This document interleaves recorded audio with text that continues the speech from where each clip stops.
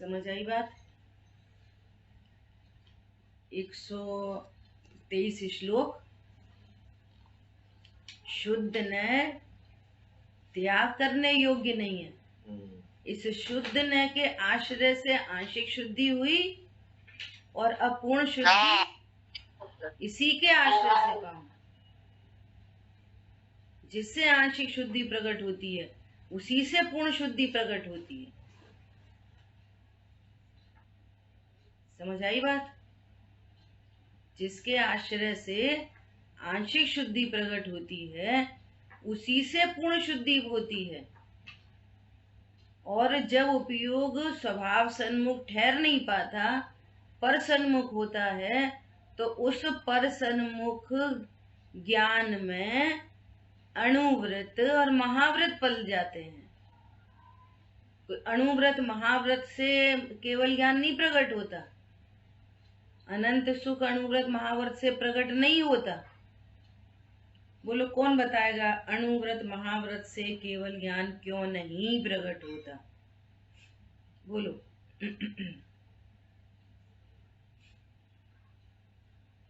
अजय भैया बोलो।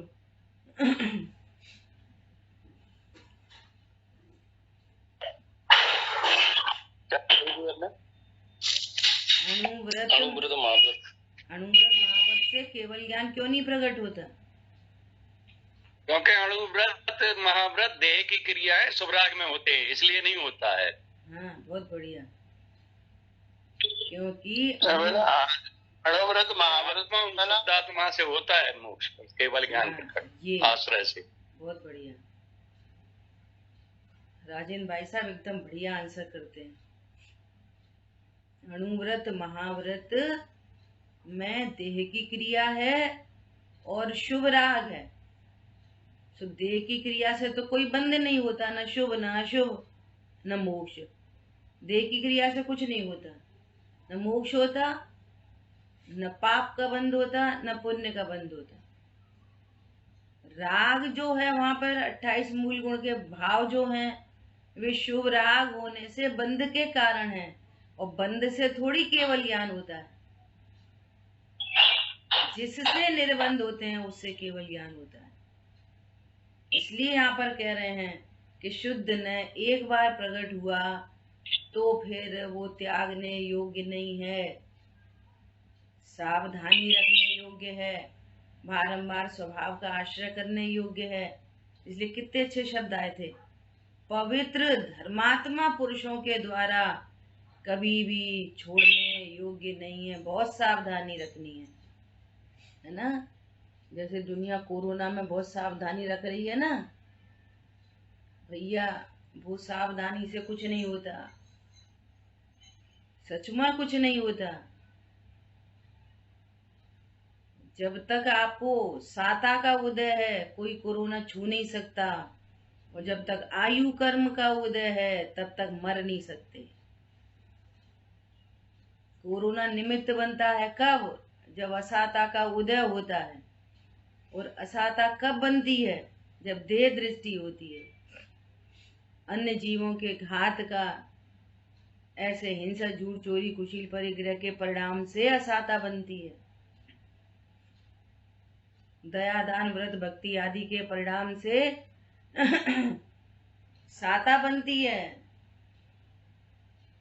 देखो मेरे को एक दिन ऐसी विकल्प आ रहा था, अपनी चर्चा से अलग बात है।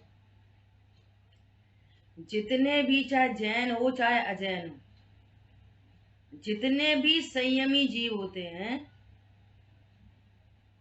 है ना, आप देख लो कोई न्यूज आई हो, बड़े पंडित जी को कोरोना हो गया, सुमत भाई साहब को कोरोना हो गया, और लगा लेना रामदेव बाबा को कोरोना हो गया। बोलो खबर आई कोई? कितना संयमित, भले ही वो उनको उन सब चीजों का पता नहीं है, तो भी इंद्रिय का संयम है इन लोगों को, अन्यमतियों को भी। बोलो वो क्या नाम है उसका, विश्वरूप रॉय को कोरोना हो गया, खबर आई किसी की? कोई की नहीं आई, अन्यमति की भी खबर नहीं आई। जो संयम से रहते हैं, अन्य जीवों का जिनके द्वारा घात नहीं होता, उनको ऑटोमेटिक साता बनती है। साता बनती है तो कोरोना छूनी। गणित तो अंतरंग कुछ और है, अलौकिक अलौकिक चीज है, जो इंद्रिय ज्ञान से नहीं दिखती, वो अलग ही चीज है। बोलो, कोई कोई मुनिराज को कोरोना की खबर आई? फलाने मुनिराज को कोरोना हो गया। अभी वो द्रव्यलिंगी हो के भावलिंगी हो, उसकी बात नहीं चल रही। अपन तो अन्यमति की बात कर रहे। जिनकी संयमित जीवन होता है उनको साता बनती है, तो साता में कुछ नहीं होता। भैया इनको ब्लड शुगर है, इनको वो है हाई बीपी, इनको थायराइड है, इनको फलाना, इनको ढिकाना, कुछ नहीं। संयमित जीवन से साता बनती है। जिनको साता बनती है उन्हें कोई रोग छू नहीं सकता, और जिनकी आयु कर्म है उनको कोई मार नहीं सकता। ये अलौकिक गणित है। ये अपन तो शुद्ध न की बात कर रहे हैं, है ना। शुद्ध न त्याग करने योग्य नहीं है। देखो भावार्थ, शुद्ध न ज्ञान के समस्त विशेषों को गौड़ करके, बहुत इंपॉर्टेंट बात आ रही है, शुद्ध ने ज्ञान के समस्त विशेषों को गौड़ करके तथा पर निमित्त से होने वाले समस्त भावों को गौड़ करके दो बातें कही। सबसे पहले क्या बोला? ज्ञान के समस्त विशेषों को गौड़ करके। ये ज्ञान के विशेष कौन होते हैं? ज्ञान में जो भी कोई गेयाकार बन रहा है, उन सब को गौड़ करके ज्ञान की प्रतिपल उठे तरंग झांकता उसमें आत्म राम, ये सब एक क्षण भी ऐसा बाकी नहीं जाता जिस समय ज्ञान में कोई गेयाकार नहीं बने। तो गेयाकार का लक्ष्य करता है जीव, तो राग द्वेष उत्पन्न होते हैं। गेयाकार को गौड़ करके और मात्र ज्ञान का लक्ष्य होता है तो आनंद प्रकट होता है। तो समस्त गेयाकारों को गौड़ करके, क्योंकि जिसको जान रहे हैं उसको गौड़ किया, जो जान रहा है उसको मुख्य किया गया। क्या बोला?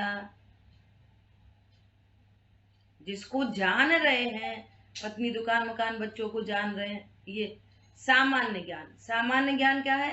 सहज जानना, जानना, जानना, जानना, जानना, जानना। किसको जानना? नहीं, ओनली जानना, ये सामान्य। पत्नी बच्चों को जानना, देवशास्त्र गुरु को जानना, राग द्वेष के परिणाम को जानना, अंदर में जो विकल्प चल रहे हैं उनको जानना, ये सब विशेष हैं। तो सारे विशेषों को गौड़ करके एक सहज जानना, जानना, जानना, इसको मुख्य किया। जानना जानना जहां है वहीं गायक है, जहां जानना है वहीं गायक है। किसको जान रहे हैं? ये नहीं, मात्र जान रहे हैं। तो समस्त विशेषों को गौड़ करके, नंबर 1। नंबर 2, पर निमित्त से होने वाले समस्त भावों को गौड़ करके। पर निमित्त से होने वाले अर्थात ज्ञान में पर लक्ष्य हुआ और राग द्वेष उत्पन्न हो गया। ज्ञान में पर लक्ष्य हुआ तो अब इसको ऐसे लगा लो, पत्नी बच्चों के लक्ष्य से होने वाले राग द्वेष भावों को गौड़ करके, देव शास्त्र गुरु के लक्ष्य से होने वाले भावों को गौड़ करके, या यहाँ पर निमित्त की तरफ से किसको लगा सकते हैं? कर्म के उदय में होने वाले भावों को गौड़ करके। दो बातें, एक उपादान से और एक निमित्त से। पर लक्ष्य हुआ, पत्नी बच्चों का लक्ष्य हुआ तो नियम से राग द्वेष होगा, तो उन राग द्वेष भावों को गौड़ करके, या फिर कर्म की तरफ से कह दो, कर्म के उदय में होने वाले भावों को गौड़ करके, दोनों को गौड़ करके, ज्ञान के विशेषों को गौड़ करके और पर निमित्त से होने वाले भावों को गौड़ करके। अज्ञानी इसका अपोजिट करता है। क्या करता है? ज्ञान में जो विशेष बन रहे हैं, हाँ यही मैं हूँ, मेरे हैं, अच्छे हैं, बुरे हैं, करता हूँ, भोगता हूँ, ये परनिमित्त से जो भाव हो रहे हैं, शुभ अशुभ भाव, हाँ मैं नहीं किए, अच्छे किए, बुरे किए, क्यों हो गए, नहीं होने चाहिए थे, ऐसा। तो मिथ्यात्व और अनंतानुबंधी के अनंत कर्मों का बंध करता है, ऐसा। और जिसको शुद्धने का ग्रहण हुआ है, तो वहां क्या हुआ है? विशेषों को गौड़ करके विशेष तिरोभूत किए और सामान्य का आविर्भाव किया। दोनों स्थिति मौजूद है हर समय। चॉइस आपकी है कि आप सामान्य को ग्रहण करो कि विशेषों को ग्रहण करो। ग्रहण मतलब जानना, ग्रहण मतलब जानना। तब कह रहे हैं आत्मा को शुद्ध, कल चर्चा आई थी, पानी में क्या है? चांद सितारे हैं कि चांद सितारों का आकार है? पानी में क्या है? कुछ नहीं, न चांद सितारे हैं न उनका आकार है। फिर क्या है पानी में?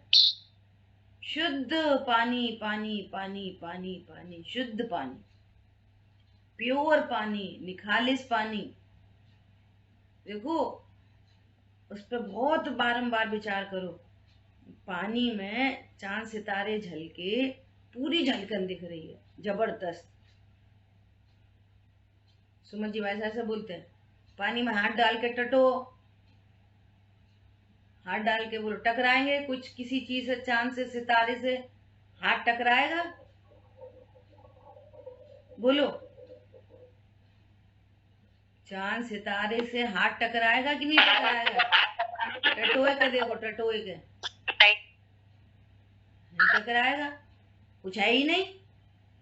इतनी गजब की बात है।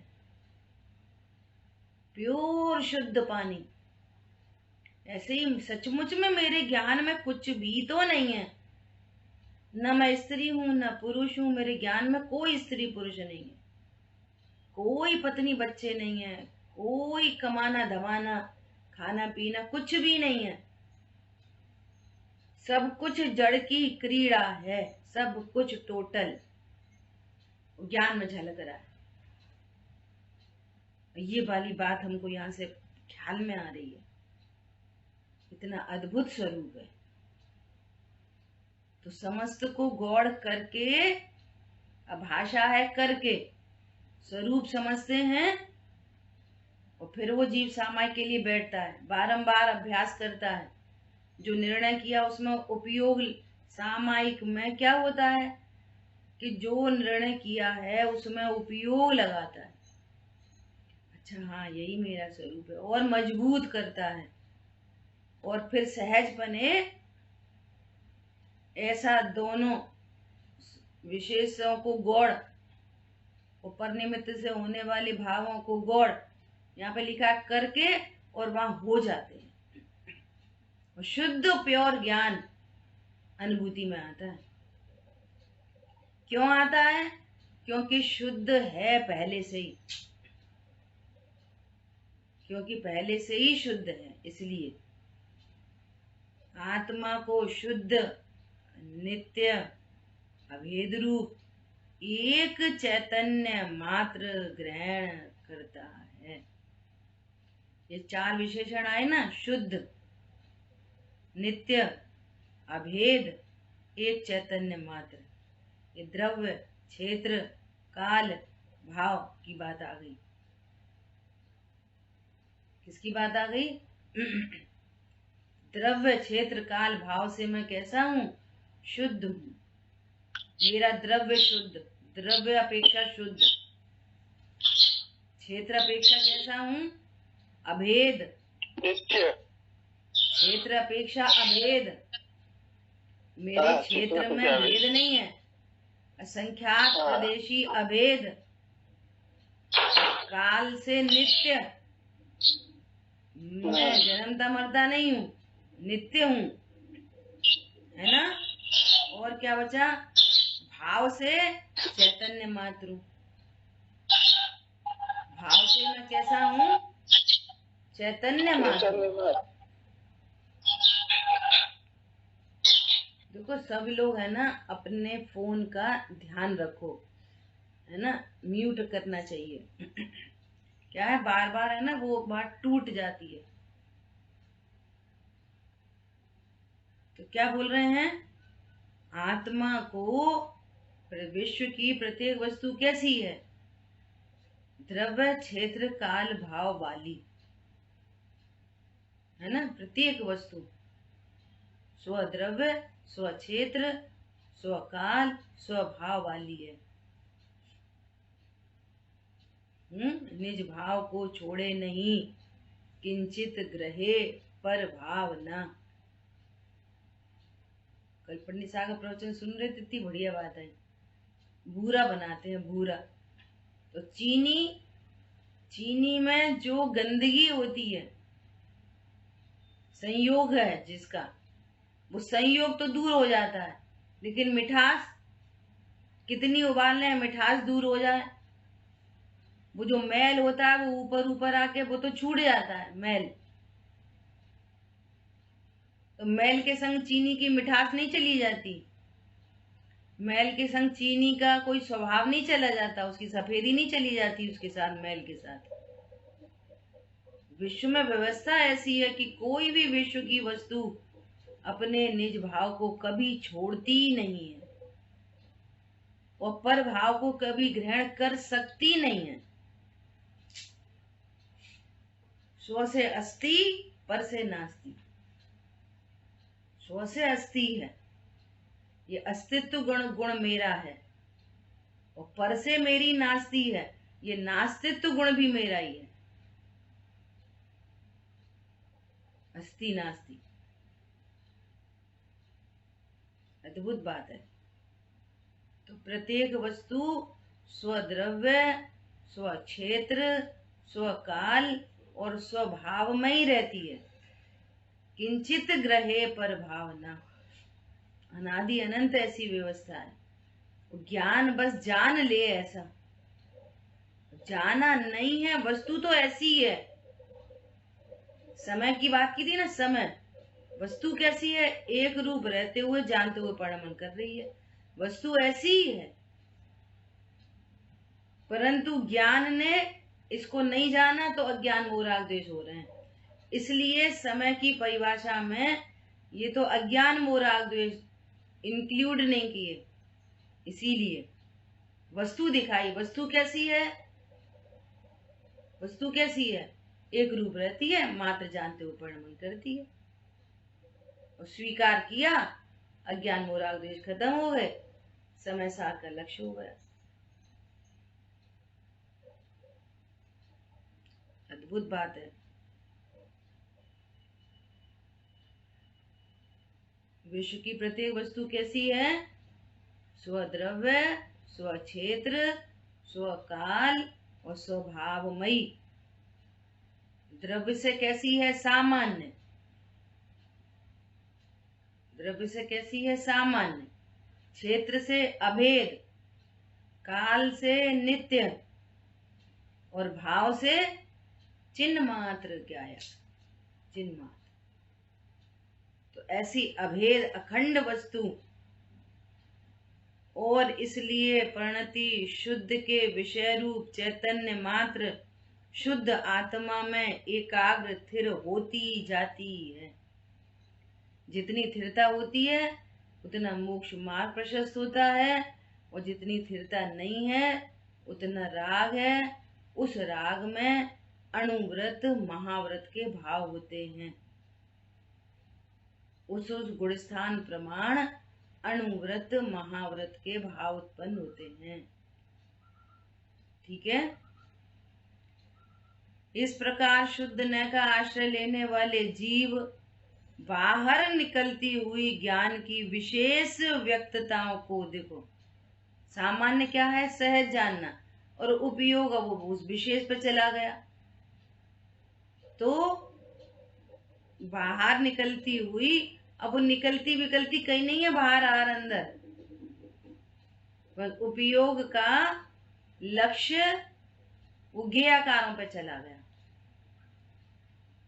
है ना। विशेषों को, विशेष व्यक्तताओं को फिर अल्पकाल में समेटकर शुद्ध नय में आत्मा की शुद्धता के अनुभव में निर्विकल्पतया स्थिर होने पर अपने आत्मा को सर्व कर्मों से भिन्न केवल ज्ञान स्वरूप अमूर्तिक पुरुषाकार भीतरा ज्ञान मूर्ति स्वरूप देखते हैं।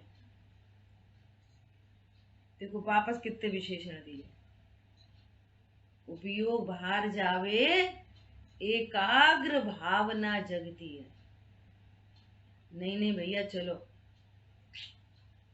भले ही वैक्सीनेशन हो गया है लेकिन सावधानी रखो, ज्यादा घूमो फिरो नहीं, घर में ही रहो, कुछ सब्जी वब्जी लाने की जरूरत नहीं, वहां से मंगा लो।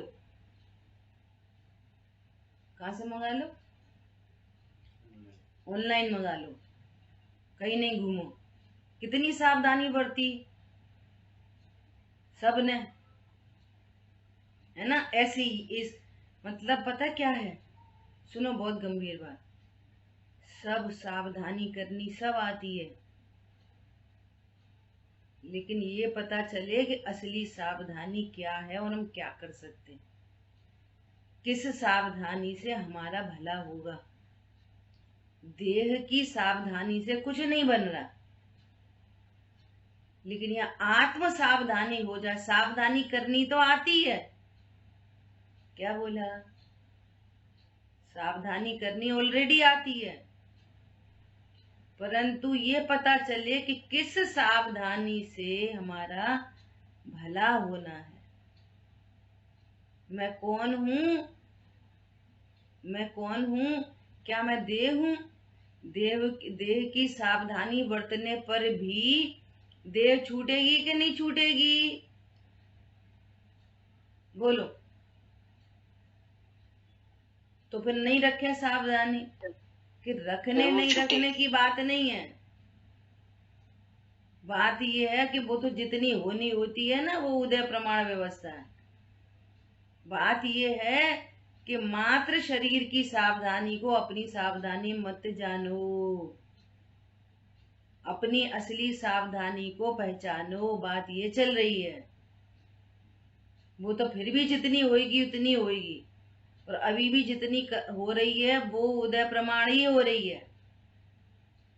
लेकिन उसके साथ में गड़बड़ ये चल रही है कि शरीर की सावधानी मेरी सावधानी है, ये मिथ्यात्व है, इससे अनंत बंद हो रहा है। शरीर की सुरक्षा तो हो गई, लेकिन मिथ्यात्व का अनंत बंद हो गया साथ में। और कोई सम्यक दृष्टि पुरुष है, वो भी सावधानी उधर करे, लेकिन उसके ज्ञान में ये निर्णय है कि ये सावधानी मेरी सावधानी नहीं, मैं चैतन्य तत्व हूं, इसमें सावधान रहना ये मेरी सावधानी है, इससे मैं अनंत काल के लिए सुखी हो जाऊंगा। क्या बोला? देह की सावधानी रखने पर भी कोई जीव सुखी नहीं हो पाएगा। देह की सावधानी चल रही है और घर में झगड़े चल रहे हैं, फसाद चल रहे हैं, दिक्कतें चल रही हैं, आश्रय बंध उत्पन्न हो रहा है, दुख उत्पन्न हो रहा है, टेंशन उत्पन्न हो रही है। आत्म सावधानी हो गई तो बाहर में कुछ भी होता रहे, अनंत शांति, अनंत शांति, अनंत शांति, अनंत शांति, बस पीस ऑफ माइंड चल रहा है। समझ आई बात? सावधानी करनी तो आती है, पर किस सावधानी से मेरा भला होना है, कौन सी सावधानी है जो मेरी सावधानी नहीं। पूजा में तो सब पढ़ते हैं, वो कौन सी लाइन है? जिसके श्रृंगारों में मेरा यह महंगा जीवन घुल जाता, जिसकी सावधानी में मेरा यह महंगा जीवन। क्या है महंगा जीवन? उसी समय में मैं आत्म स्वभाव की सावधानी करता तो मुझे रत्नत्रय प्रकट होते।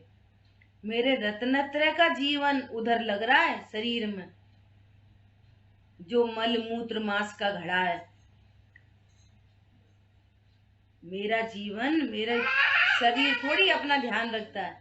शरीर में ज्ञानी नहीं, आत्मा शरीर का ध्यान रखता है, और उसके श्रृंगारों में महंगा जीवन गुल जाता है।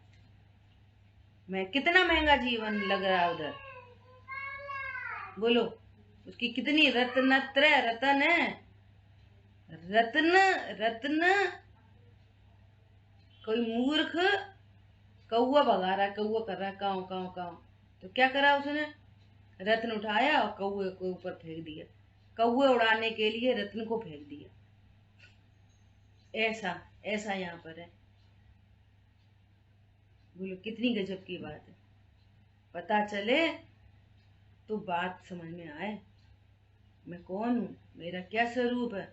अभी स्वरूप की सावधानी हो तो अभी रत्नत्रय प्रकट हो। 3 रतन, बोलो 3 रतन। अनंत काल की शांति, है ना? क्या बोल रहे हैं?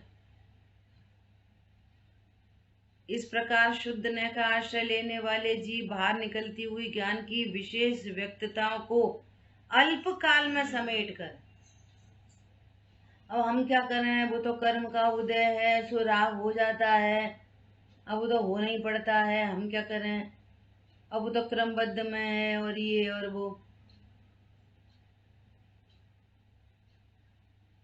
बोलो तुम्हारा लक्ष्य, तुम्हारा पक्ष सब राग की साइड में है, और फिर हम क्या करें? तुम क्या करो, तुम अल्प काल में उस बाहर जाती हुई प्रणति को समेट कर सावधान हो जाओ। ये करो जैसे तुम अन्य अन्य जगहों में सावधान थे। भैया हम क्या करें, वो तिजोरी का तो ताला खुला था, हम क्या करें, कर्म के उदय में खुला रह गया, चोर आए लूट के ले गए, हम क्या करें, हमारी कर्म का उदय था। ऐसा कोई बोलता है? ये क्या तरीका है? बैंक से आए, लॉकर से सामान लेके आए, तुरंत लॉक करना चाहिए था, खुली कैसे छोड़ दी तिजोरी, और दरवाजे भी खुले छोड़ दिए। अभी बोलेंगे सब एक दूसरे को, बोलो वहां तो लगाते हैं, बोलो वो क्रमबद्ध नहीं था। बोलो किसी घर में चोरी हो गई तो क्रमबद्ध नहीं था।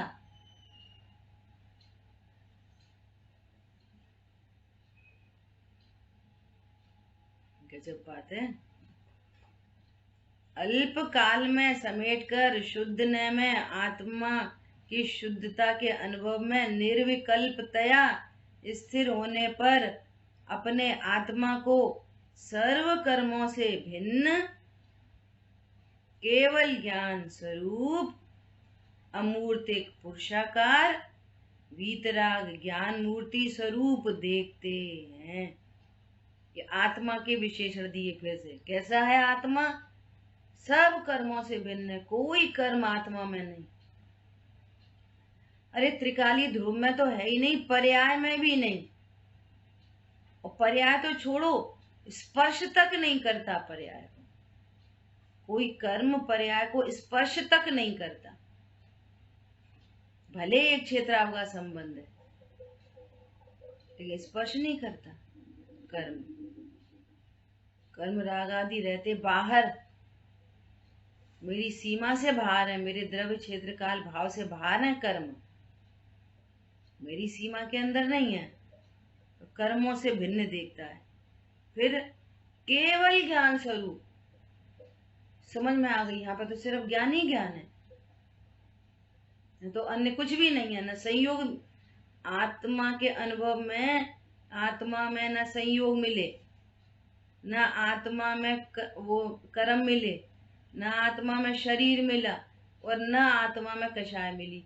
कुछ नहीं मिला। ये टटोए के देखा, टटोए के क्या था? ओनली शुद्ध स्वच्छ ज्ञान ज्ञान ज्ञान ज्ञान ज्ञान, कुछ नहीं था वहां। तो क्या बोल रहे हैं? केवल ज्ञान स्वरूप और अमूर्तिक, अमूर्तिक, मूर्तिक नहीं, अनुभूति के काल में ये वर्तमान में जो मति शुद्ध ज्ञान है, ये मूर्तिक पदार्थों को परोक्षपने जानते हैं, परंतु अनुभूति के काल में ये ज्ञान प्रत्यक्षपने आत्मा को जानते हैं, डायरेक्ट आत्म प्रदेशों से। वहां पर कोई इंद्रिय मन का अवलंबन नहीं होता। जैसे केवली परमात्मा बिना इंद्रियों के डायरेक्ट आत्मा को जानते हैं, ऐसे ही ये अल्प ज्ञानी शुद्ध ज्ञानी अपने अल्प ज्ञान से डायरेक्ट प्रत्यक्षपने आत्मा का अनुभव करता है। उस समय इंद्रिय मन का कोई अवलंबन नहीं होता। समझ में आ रही है बात? अभी हम जिनवाणी को जान रहे हैं तो इसमें इंद्रिय अवलंबन है, तो ये परोक्ष ज्ञान कहते हैं इसको। और बिना इंद्रिय के जाने सो प्रत्यक्ष। केवल यानी परमात्मा बिना इंद्रियों के जानते हैं। अनंत भगवान को शरीर है परंतु इंद्रिय का अवलंबन नहीं है उनको, और सिद्ध भगवान को तो शरीर ही नहीं है, वे भी लोक को जानते हैं, अब इंद्रिय ही नहीं है। तो जैसे ज्ञान सिद्ध भगवान का ज्ञान बिना इंद्रियों के जानता है, इसी प्रकार वर्तमान में हम भी बिना इंद्रियों के ही जानते हैं वास्तव में, लेकिन पर सन्मुक्ता के काल में इंद्रियां एज अ निमित्त होती हैं, परंतु अनुभूति के काल में इंद्रियों की निमित्तता भी नहीं होती। प्रत्यक्षपने ज्ञान आत्मा अनुभव करता है, प्रत्यक्षपने। समझ में आ रही है बात? अद्भुत बात है। क्या बोल रहे हैं? कैसी है आत्मा? अमूर्तिक पुरुषाकार, जिस देह में विराजमान है उसी आकार रूप। वीतराग ज्ञान मूर्ति, अब देखो यहाँ पे लगाना, अमूर्तिक पुरुषाकार। कोई त्रियंच गति का जीव है तो वो भी अमूर्तिक आत्मा है, कोई नरक में है वो भी अमूर्तिक आत्मा है, तो उस देह के आकार रूप। अब आत्मा को पुरुष संज्ञा प्राप्त है, आत्मा को, तो उस एंगल से कह रहे हैं पुरुषाकार। अब मगरमच्छ आत्मानुभूति कर रहा है, पुरुषाकार, पुरुषाकार है ना। वीतराग ज्ञान मूर्ति स्वरूप आत्मा कैसी है? आत्मा में राग नहीं है, इसलिए कैसी है? वीतराग ज्ञान मूर्ति। आत्मा में राग नहीं होने से कैसी है आत्मा? वीतराग स्वरूप।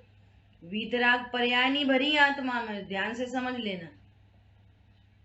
आत्मा कैसी है? वीतराग स्वरूप। वीतराग स्वरूप मतलब उसमें राग नहीं है, ऐसा स्वरूप है।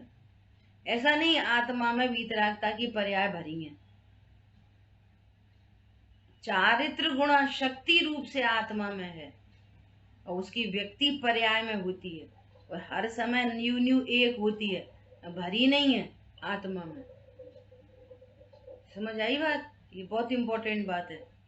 वीतराग ज्ञान मूर्ति स्वरूप देखते हैं। और शुक्ल ध्यान में अब 7वें गुणस्थान से 7ईशय गुणस्थान से आगे बढ़े तो शुक्ल ध्यान चालू हुआ। अब तक क्या था? क्या चल रहा था? धर्म ध्यान, है ना। और चारित्र की तरफ से बोलो तो अभी तक सकल चारित्र। अब यथा क्या चारित्र प्रकट होने वाला है? किसके द्वारा? शुक्ल ध्यान के द्वारा। शुक्ल ध्यान में प्रवृत्ति करके अंतर्मुहूर्त में केवल ज्ञान प्रकट करते हैं। केवल ज्ञान कैसे प्रकट होता है? शुक्ल ध्यान के द्वारा। 28 मूल गुण में उपयोग चला जाए तो शुक्ल ध्यान ही नहीं होगा, धर्म ध्यान भी नहीं होगा, ध्यान ही नहीं होगा, वो तो अध्यान की दशा है। 28 मूल गुण का पालन अध्यान की दशा है, जिसमें ध्यान नहीं होता, ध्यान टूट जाता है। तो केवल ज्ञान 28 मूल गुण से नहीं, शुक्ल ध्यान से होता है। बस मैं आत्मा हूँ, आत्मा हूँ, आत्मा हूँ, आत्मा हूँ, विकल्प नहीं, आत्मा का संवेदन और आनंद और परिणति ठहर जाए अंतर्मूर्त, तो ये हो गया जय जयनाथ परम गुरु। ये केवल ज्ञान दशा प्रकट हुई। इंद्रों के आसन कंपायमान हो गए। भरत क्षेत्र में, ऐरावत क्षेत्र में, विदेश क्षेत्र में किसी जीव ने अनंत दशा प्रकट की है? वो आ जाते हैं फटाफट वहां से दौड़ के, और केवल ज्ञान की पूजा करते हैं, भगवंतों की पूजा करते हैं। वो यदि तीर्थंकर जीव हो तो समवषण की रचना तैयार होने लग जाती है, और तीर्थंकर नहीं हो तो गंध कुटी लगती है, और गंध कुटी भी नहीं लगे किसी की तो कमलासन की रचना हो जाती है। और प्रभु तो कमलासन को भी नहीं छूते। प्रभु तो सब त्याग करके आए ना, तो वे कमल आसन को भी नहीं छूते। अंतरिक्ष जिन राज विराज अपने ही आधार, वे तो अपने आधार से अंतरिक्ष में विराजमान है, स्पर्श नहीं करते किसी पर पदार्थ को। मानो दर्शाते हम सबको, हमको मैसेज मिल रहा है। क्या मैसेज मिल रहा है? पर आश्रय दुखकार, भैया सब अपने आधार से रहो। पर का आश्रय लेना ही दुखकार है। अब धन पैसा पति बच्चे तो छोड़ो, ये शरीर मेरे किसी काम आएगा, शरीर का आधार भी छोड़ो। स्टार्टिंग इधर से, मैं देह के आधार से नहीं रहता, मैं अभी अपने आधार से रह रहा हूं।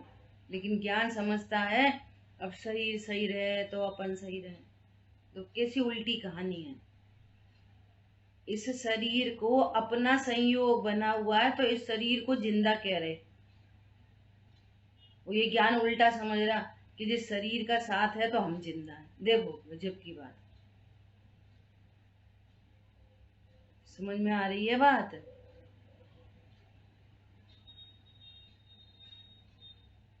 ये देह हमारे निमित्त से जिंदा कही जा रही है, ये तो मरी है पहले से ही। और हम क्या समझ रहे हैं, देह रहेगी तो हम जिंदा रहेंगे। बोलो, और स्वरूप कैसा है? देह देह से है, हम हमसे हैं।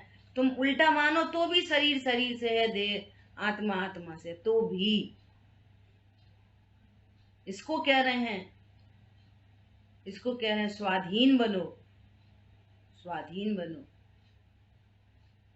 देह स्वतंत्र हो गया, हमारा ज्ञान का स्वतंत्र हुआ। कोई पत्नी के अधीन देख रहा है, कोई बच्चों के अधीन देख रहा है, कोई पैसा के अधीन, कोई देश के अधीन, और कुछ नहीं तो शरीर के अधीन, तो सभी समझ रहे हैं। लेकिन मैं कैसा हूं? मैं भी अभी यहाँ देह से भिन्न अंतरिक्ष में ही विराजमान हूं। देह मुझे स्पर्श नहीं करती। जैसे वे प्रभु कमल आसन को स्पर्श नहीं करते, ऐसे ही ये चैतन्य भगवान आत्मा ये शरीर को स्पर्श नहीं करता, अंतरिक्ष में ही विराजमान है। परंतु वो ज्ञान पागल है जो ऐसा कहता है कि मैं शरीर के अधीन, शरीर रहे तो मैं जिंदा रहूंगा।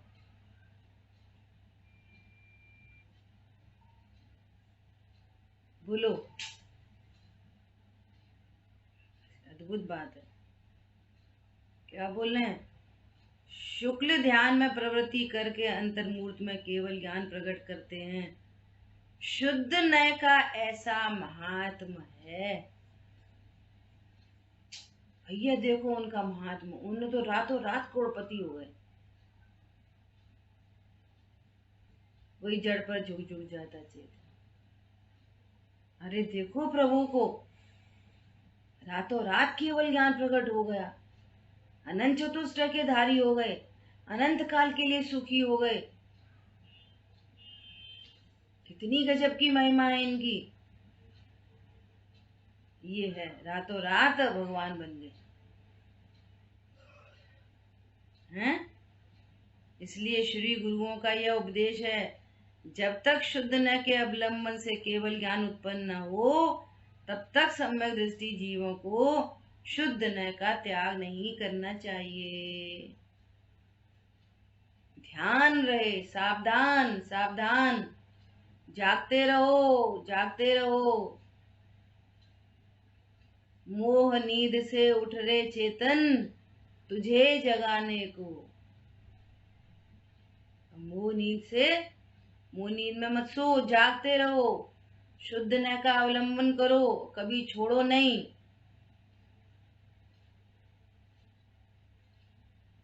कोई बहुत अच्छा भजन है,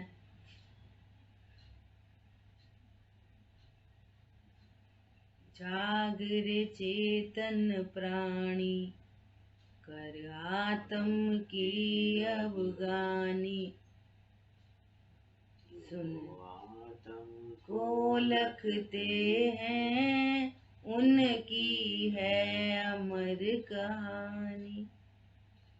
ओ जाग रे चेतन प्राणी।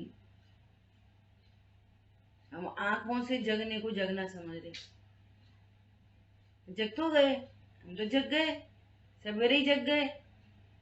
अरे मोह नींद से उठ रे चेतन, आत्म की अवगानी करो, एक को अग्र करो, संयोग शरीर कर्म कषाय से भेदियान करो। इसका नाम जगना है। कि आंखों से उठ जाने का नाम जगना नहीं है, ये जगना है।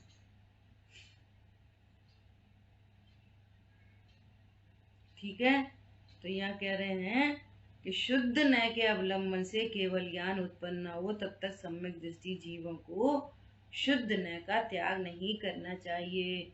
और यदि शुद्ध न का त्याग किया तो फिर वापस अनंतानुबंधी राग द्वेष उत्पन्न हो जाएंगे, और वे उत्पन्न हुए तो तुम्हें फिर से कर्म बंधन हो जाएगा।